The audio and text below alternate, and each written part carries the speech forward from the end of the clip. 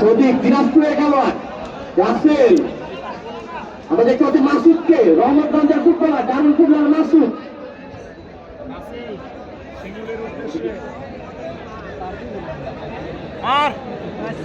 খেলা যায় না, মাঝবাড়ি খেলা করি আমরা জানি খেলার ফলাফল বলে ঢাকা 2 একতা সিরাজগঞ্জ 0 2-0 গোলের ব্যবধানে বলে ঢাকা এগিয়ে আছেন।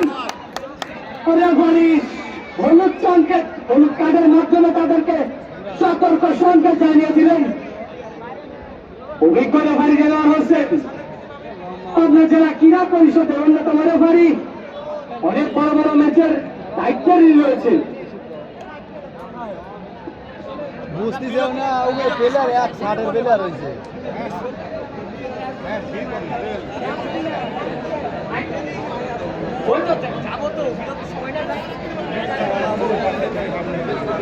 টিনের চালে যারা বসে আছেন, গোল পোস্টের উপরে টিনের চালে যারা বসে আছেন, দর্শকবৃন্দ আপনার টিনের চাল থেকে নেমে যান।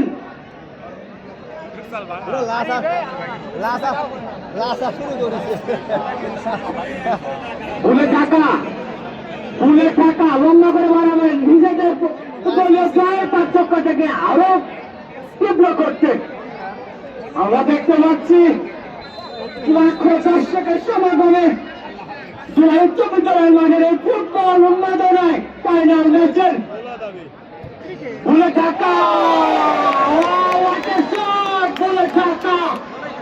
নিজেদের দলের